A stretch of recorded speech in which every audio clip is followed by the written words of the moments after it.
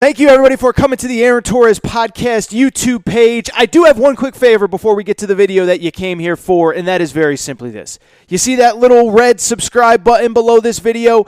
Go ahead, smash that subscribe button. It really does help me. It really does help this channel grow and my audience grow. So go ahead and hit that red subscribe button. And now, here is the video that you came here for. All right, everybody. I am back with my gravelly voice. Good to be back. All right, I do want to switch gears, and here's the deal, right? Every Wednesday on this show, we have done the mailbag segment of the Aaron Torres Sports Podcast. And rather than doing the traditional mailbag today, what I decided to do is I want to do something a little bit different. What I want to do is instead of hitting on 5, 6, 7 different questions, I want to hit on one specific big question. Because it's a question that has been asked of me, I would guess, probably a dozen times over the last probably 3 months. That question is, Aaron, who do you believe will be the next head coach of the Kentucky men's basketball program after John Calipari leaves? It's a great question. Obviously, the question stems from the fact that, one, John Calipari, 63 years old, not going to be around forever, but two, Kentucky is coming off like back-to-back unacceptable seasons. 9-16 in 2021 during COVID, worst season in modern history, basically dating back 100 years. And two, they are also coming off the worst loss in program history to St. Peter's in the opening round of the NCAA tournament. Almost said St. Mary's, but St. Peter's. And so since that St. Peter's game, as I said, I've been asked the question a dozen times. I've been trying to figure out the right time to hit on it, and today feels like a good day. Isn't all that much going on in the world of sports, but also there's another reason, and you guys and girls are going to get a kick out of this. My old buddy Kyle Tucker actually has chimed in on this. I guess he was asked about it in some article that he did. Kyle Tucker works for The Athletic. He actually does a really good job with The Athletic. Blocked me, no big deal, but he covers Kentucky well. I got no personal beef with the guy. I just don't like that he blocked me and talks about me behind my back. But anyway, Kyle Tucker was asked about the same question. Who would be the next head coach at Kentucky if John Calipari retires? He gave out 4 names. I think 3 of them are pretty good. One of them I would kind of disagree with him on. And I also think there's a couple others that would be in the mix as well. And so what I want to do now is I want to go ahead and get to it. Before we get to it, what I would say is a couple things. One, this is a very fluid moving situation, okay? I remember being asked this question probably about 4 years ago, and I think the hot name at the time was Mike White at Florida. Yeah, that ain't going too well. So this stuff could change really quick, and it could change especially quick if Kentucky bounces back next year. Kentucky is going to be good again next year.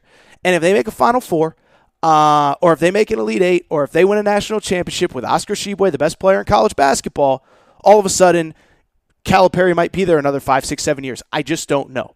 What I would also say is that really, I don't know over the last 2, 3 years, and really after the St. Peter's loss, it does feel like this end might be coming quicker than we expect.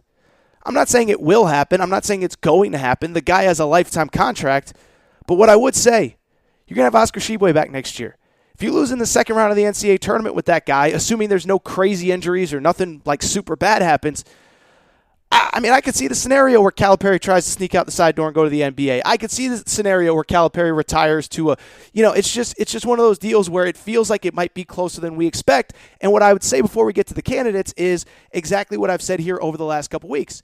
It just feels like everything that Calipari has done over the last couple months, everything has worked out not in his favor. Losing to St. Peter's, you lose your top assistant Jay Lucas to Duke. The Baylor Shireman situation, which was weird. One of his staff members is tweeting out for him about NIL, all this good stuff. As I told you, Baylor Shireman did not go to Creighton because of NIL purposes. But anyway, it's been a bad couple months for John Calipari, and it feels like the end might be getting closer. So let's get into it, and let's start with the candidates that Kyle Tucker gave out in The Athletic a few weeks ago. So Kyle Tucker was asked, who do you believe could be the next head coach of Kentucky basketball? And the 4 that he listed were these guys. Scott Drew, head coach of Baylor, Eric Musselman, head coach of Arkansas, Mark Few at Gonzaga, and Brad Stevens, who, of course, is now in an executive role with the Boston Celtics. So let's start with those candidates, and then we'll kind of bounce around from there. First of all, Scott Drew, I think, is actually a great candidate. A couple things with Scott Drew. One, he's younger than you think. He's 51 years old. He's been at Baylor for about 20 years at this point, obviously coming off this crazy scandal. So it feels like he should be older than he is, but he's only 51 years old. He's probably got another good 10, 12 years ahead of him. And if something happened pretty quickly with John Calipari, I see the scenario where Scott Drew, he's in that age range where if something happens quickly with John Calipari, you could get Scott Drew to Kentucky at 51 years old. I think he'll be 52 later this year, and you could get 10 good years out of him, right? Obviously, his resume speaks for itself. He's won a national championship. He's really built Baylor into a great program.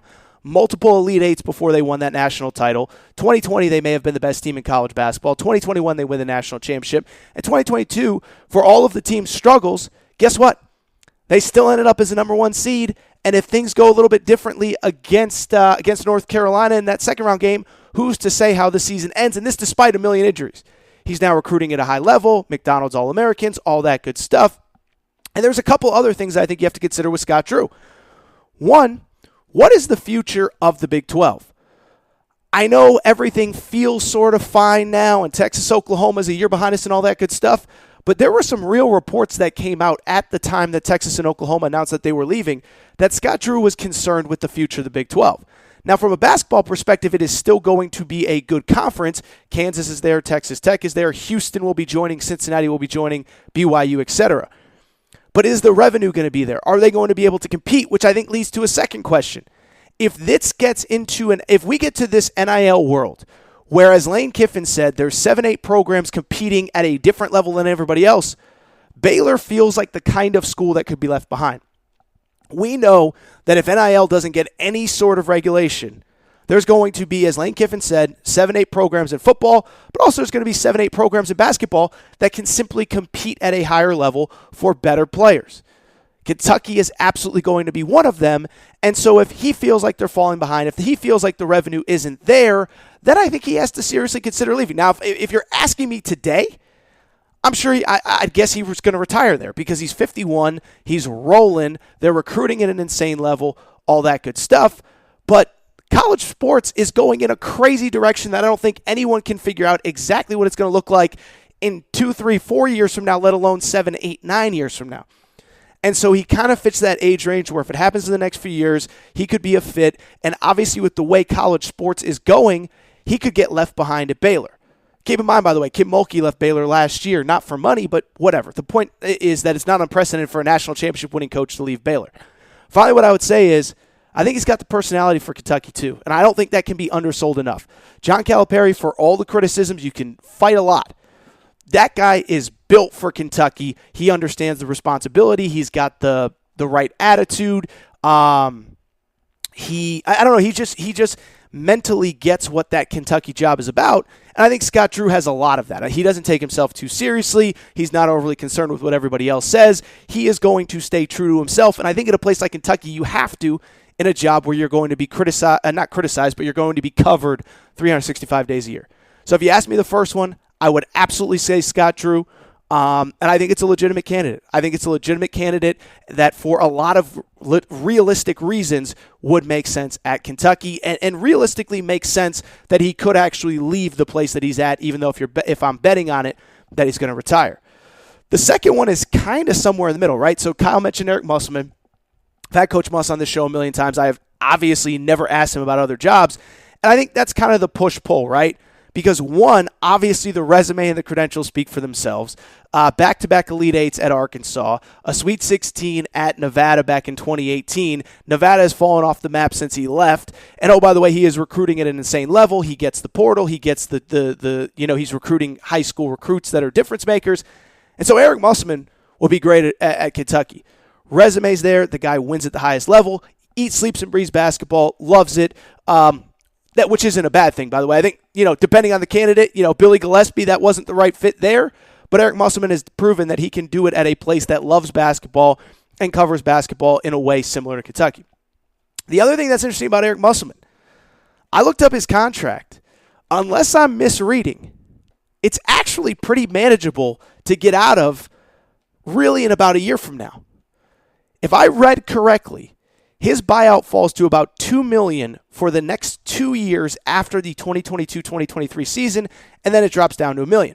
Now, of course, keep in mind, obviously, if something, if Arkansas continues to have success, that could get restructured soon, and that could definitely get restructured soon if it feels like John Calipari is going to leave Kentucky.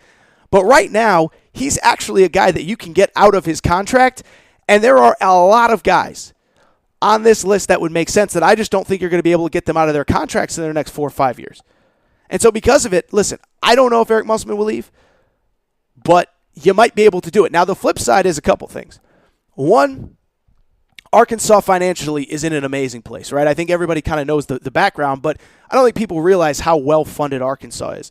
The Walton family, who of course owns Walmart, is in Northwest Arkansas, Tyson Chicken, like some major corporate backing. And if it came down to a money situation, you could not outbid Arkansas. You could not outbid Arkansas for Eric Musselman.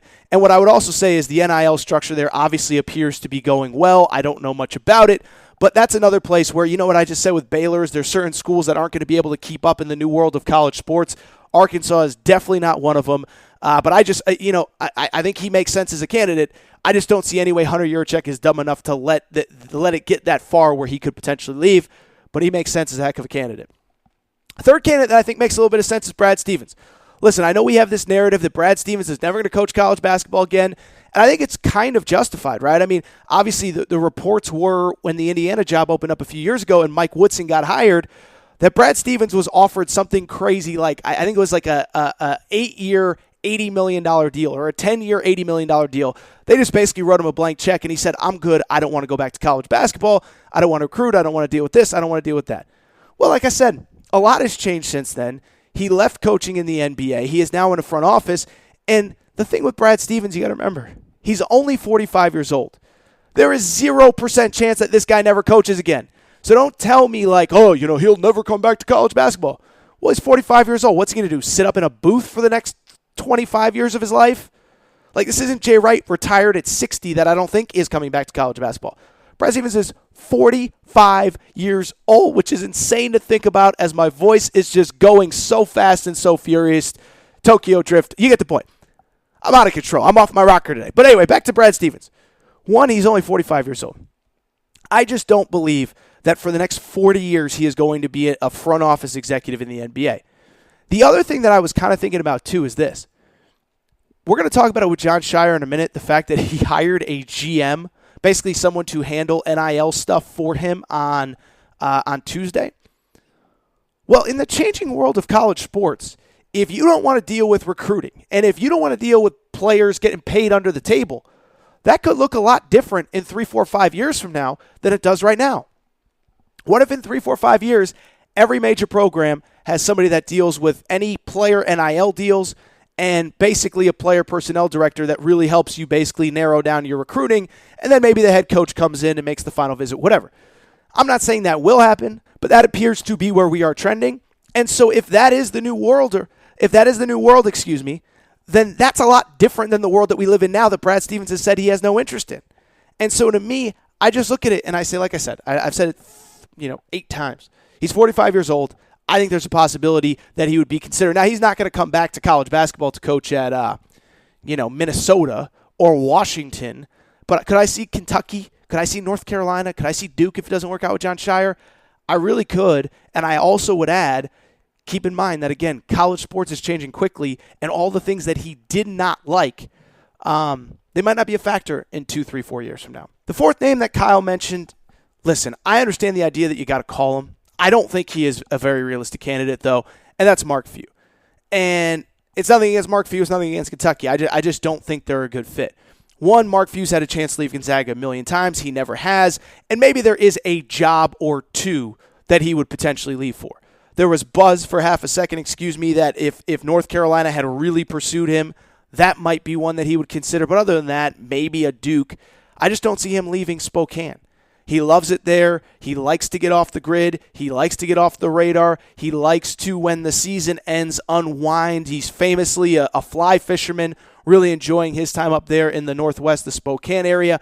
And I just can't see him seriously considering leaving that for a place like Kentucky that is a 365-day-a-year pressure cooker, a job where the spotlight is always on the program.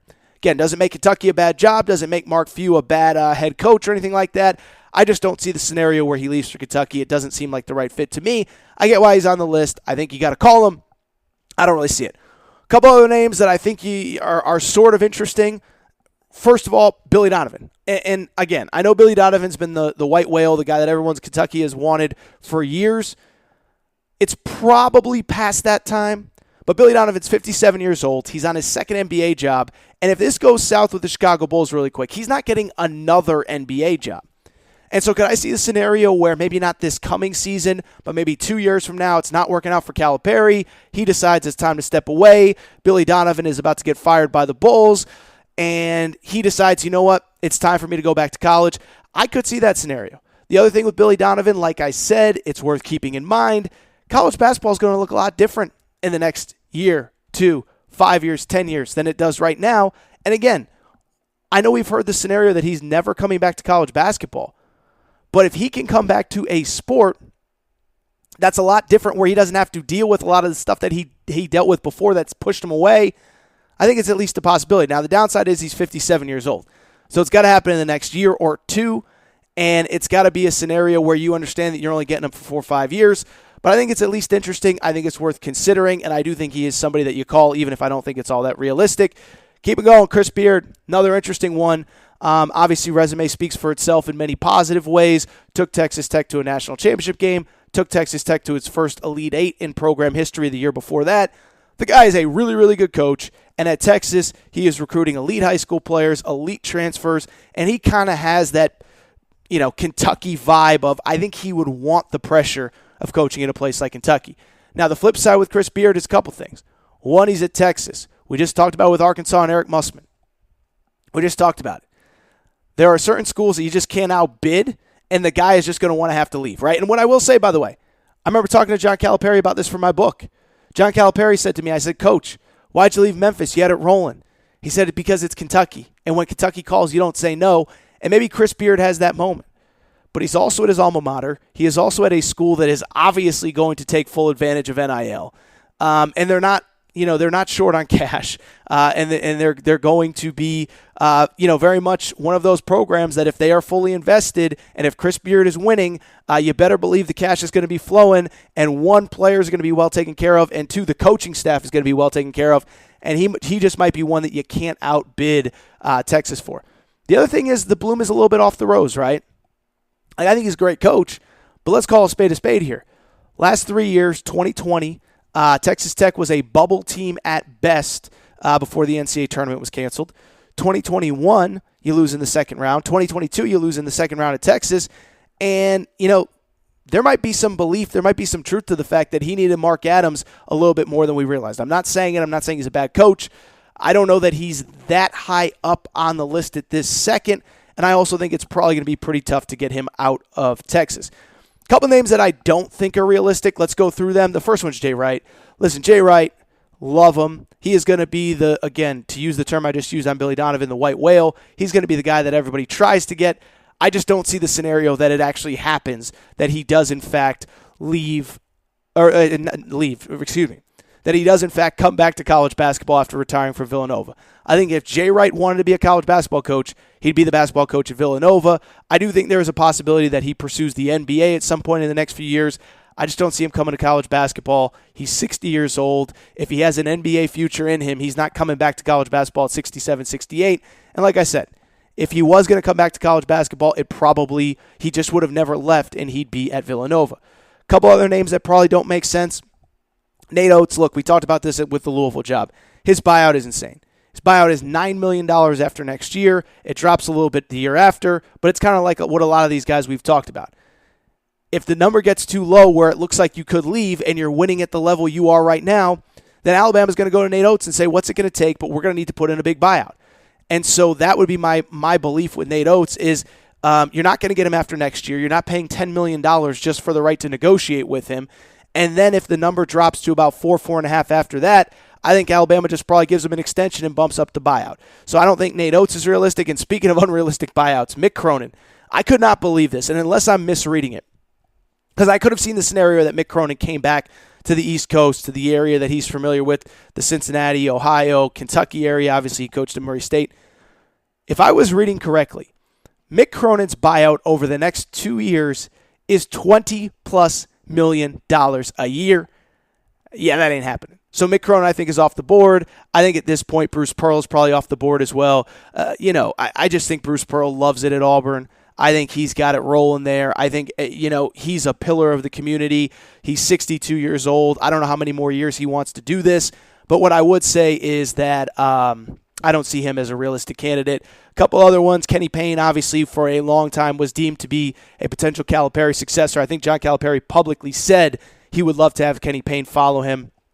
But that is not going to happen, being the head coach at Louisville. That would be a heck of a coup, by the way, for Kentucky if they could steal the Louisville head coach, but that's not happening.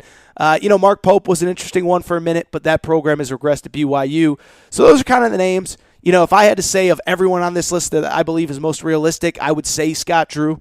And I think that's the important part, right, is that all of this stuff is and will change in the next year, 2 years, 5 years, however long John Calipari is here. But what I would say is it does feel like I said. It feels like we are one bad year away from John Calipari really trying to sneak out the side door and get back to the NBA, maybe retire to an advisory role. If he loses in the second round of the NCAA tournament next year with Oscar Tshiebwe, I think it's going to be tough for him to sell the fan base on bringing him back. That'd be about 5-6 years, I'd really say, of underachieving in the tournament, and it would definitely be a trend in the wrong direction. All right, this is what I want to do. I'm going to take a quick break, drink some cough syrup, try to get through this show. We're going to come back and talk Jon Scheyer, because while John Calipari seemingly can't do anything right this offseason, Jon Scheyer did something really interesting that I think speaks to something much bigger, and I want to discuss that next. I will be right back.